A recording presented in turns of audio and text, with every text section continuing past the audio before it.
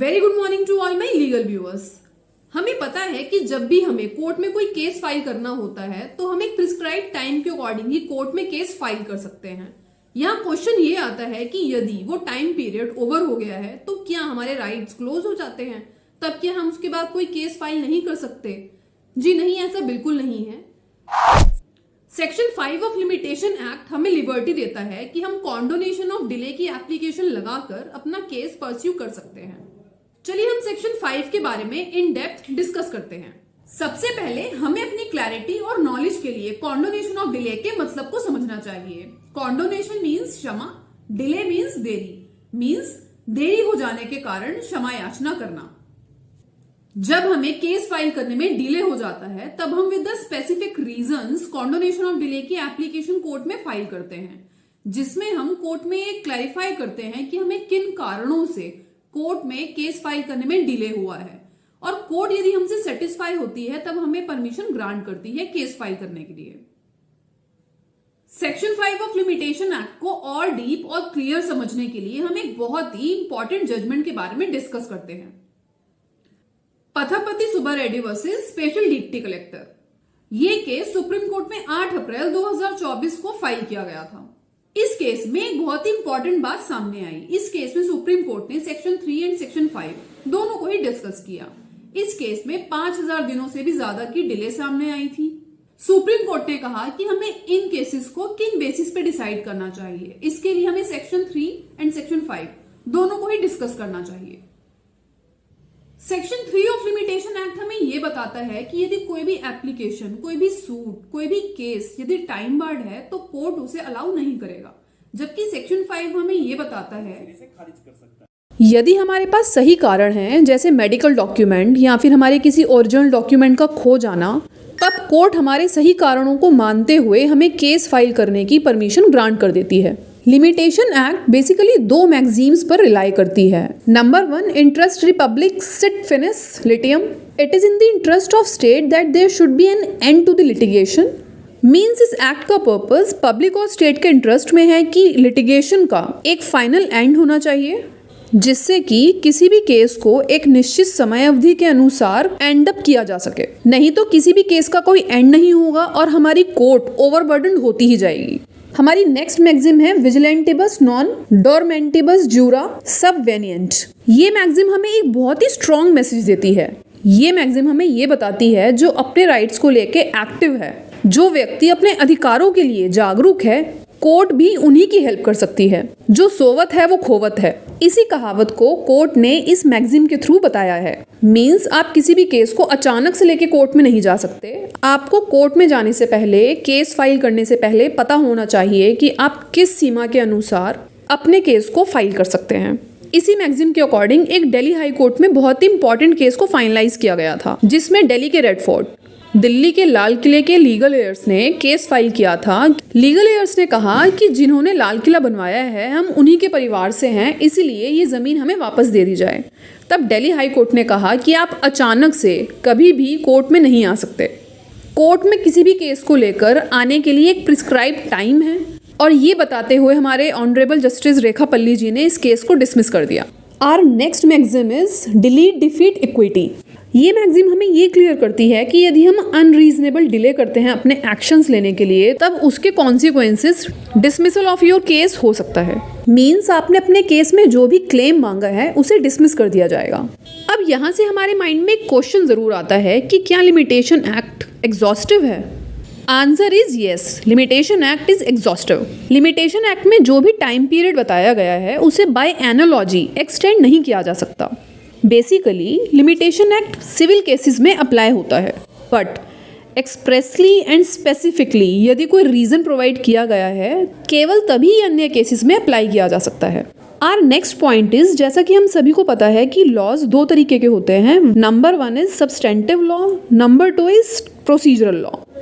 Substantive law हमें rights, duties and liabilities clear करते हैं, बट इन्हीं लॉज को इन्फोर्स कैसे कराया जाए ये हमें प्रोसीजरल लॉ एक्सप्लेन करता है। सब्सटेंटिव लॉज को इन्फोर्स कराने के मैकेनिज्म हमें प्रोसीजरल लॉ में मिलता है, और limitation act comes under the procedural law. अब हमें ये समझ आ गया कि हमारा लिमिटेशन एक्ट एक प्रोसीजरल लॉ है। अनदर इम्पॉर्टेंट थिंग इज अगर हम इसके ऑपरेशंस की बात करें तो ये रेट्रोस्पेक्टिव एंड प्रोस्पेक्टिव दोनों ही है। ये एक्ट हमें सेक्शन 27 में एक एक्सेप्शन भी प्रोवाइड करता है। आइए इसको डिस्कस करते हैं। सेक्शन 27 क्या करता है? सेक्शन 27 उस व्यक्ति के अधिकार को खत्म करता है यदि आपके पास कोई प्रॉपर्टी है और उससे रिलेटेड आपको कोई केस फाइल करना है, बट आपने एक प्रिस्क्राइब टाइम में कोर्ट में केस फाइल नहीं किया, तब सेक्शन 27 आपको ये एक्सप्लेन करता है और आपके राइट को खत्म करता है यदि आप अपने केस को with in the time period court में फाइल नहीं करते हैं। दूसरी साइड जो व्यक्ति एडवर्स पोजीशन में है, सेक्शन 27 उसके राइट्स को क्रिएट करता है। यहाँ ध्यान देने वाली बात यह है कि सेक्शन 27 सिर्फ प्रॉपर्टी से रिलेटेड केसेस पर ही अप्लाई किया जाता है, साथ ही ये अपील और एग्जीक्यूशन में अप्लाई नहीं किया जाता। सेक्शन 27 एक व्यक्ति का राइट क्लोज करता है और एक व्यक्ति का राइट क्रिएट कर देता है। यदि आपका कोई प्रॉपर्टी का केस चल रहा है तो आप इसी एक्सेप्शन को यूज करके अपने केस को डिफेंड कर सकते हैं। Pathapati Subba Reddy versus special deputy collector case में सुप्रीम कोर्ट ने अपनी लैंडमार्क जजमेंट देते हुए ये एक्सप्लेन किया कि किन 8 प्रिंसिपल के बेसिस पे उन्हें कॉन्डोनेशन ऑफ डिले की एप्लीकेशन को एक्सेप्ट करना चाहिए या नहीं करना चाहिए, जिसमें उन्होंने सेक्शन 3 और सेक्शन 5 दोनों के ही पॉइंट्स को क्लियर किया। इस केस में सुप्रीम कोर्ट ने बहुत ही इंपॉर्टेंट पॉइंटर्स दिए। फर्स्ट पॉइंट पर उन्होंने ये बताया कि law of limitation act is based upon the public policy and there should be end to the litigation. ये प्रिंसिपल पब्लिक पॉलिसी के बेस पर बनाया गया है, जो हमें ये बताता है कि हमारे वाद विवादों के, हमारे सभी झगड़ों पर, केसेस पर एक पूर्ण विराम जरूर लगना चाहिए।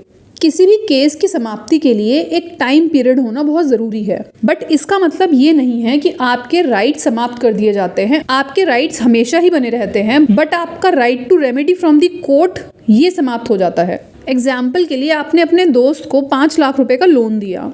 अब कोर्ट का रूल आपको ये बताता है कि यदि आपने किसी को लोन दिया है तो उसके केस के लिए आप 3 साल तक ही कोर्ट में अप्रोच कर सकते हैं। लेकिन जो आपने अपने दोस्त को 5 लाख का लोन दिया है, क्या आपका वो पैसे वापस लेने का अधिकार समाप्त हो जाएगा? इसका मतलब है जो आपने अपने दोस्त को लोन के पैसे दिए थे वो पैसे आप कभी भी ले सकते हैं, उसका अधिकार आपका कभी भी समाप्त नहीं होता है। लेकिन कोर्ट में आप अपने लोन की रिकवरी के लिए एक टाइम पीरियड के अकॉर्डिंग ही जा सकते हैं, उसके बाद नहीं। आप कोर्ट में 3 साल के बाद, 5 साल के बाद या 10 साल के बाद कभी भी अचानक से कोर्ट को अप्रोच नहीं कर सकते। सेकेंड प्रिंसिपल इसी पर बेस्ड है कि यदि आप एक निश्चित समय अवधि के अनुसार कोर्ट को अप्रोच नहीं करते हैं तब कोर्ट में जाने का आपका अधिकार समाप्त कर दिया जाता है। A right of the remedy that has not been exercised or availed or for a long time must come to the end or cease to exist after a fixed period of time. Next principle हमें ये explain करता है कि हमें सभी provisions को purpose के हिसाब से इंटरप्रेट करना होता है। हम किसी भी प्रोविजन को हम एक ही तरीके से अप्लाई नहीं कर सकते।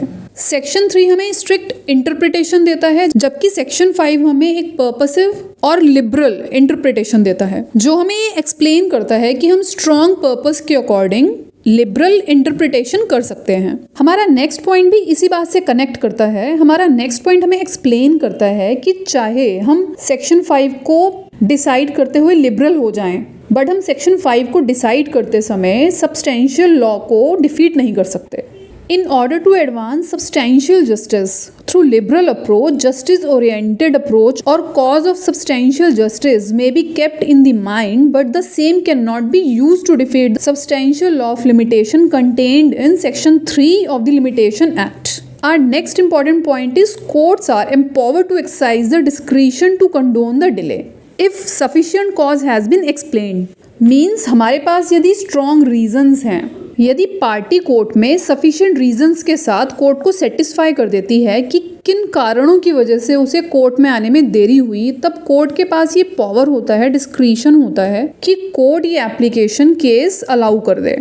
बट कोर्ट ने यह भी एक्सप्लेन किया कि यदि पार्टी इनऑर्डिनेट डिले, नेग्लिजेंस और ड्यू डिलिजेंस की वजह से कोर्ट में अप्रोच करती है, तब कोर्ट इन बातों की वजह से एप्लीकेशन को अलाउ नहीं करेगी। साथ ही आपने जो रिलीफ मांगा है कोर्ट डिसमिस कर देगी। Next point is merely some person obtained the relief in the similar matter, it does not mean that others are also entitled to have the same benefit. Means court ने कहा कि ये जरूरी नहीं है कि सेम केस में यदि कुछ पार्टीज को रिलीफ मिला है कोर्ट की तरफ से, उनके पास वैलिड और जस्टिफाइड रीजंस थे और आपके पास यदि जस्टिफाइड रीजंस नहीं है, तब कोर्ट आपको सेम रिलीफ नहीं दे सकता। आपके पास भी वैलिड और सफिशिएंट रीजंस होने चाहिए जिससे कि कोर्ट आपको रिलीफ प्रोवाइड करे। Next point is merit of the case are not required to be considered in the condoning of the delay. Means condonation of delay की एप्लीकेशन को डिसाइड करते समय merits of the case consideration की requirement नहीं होती।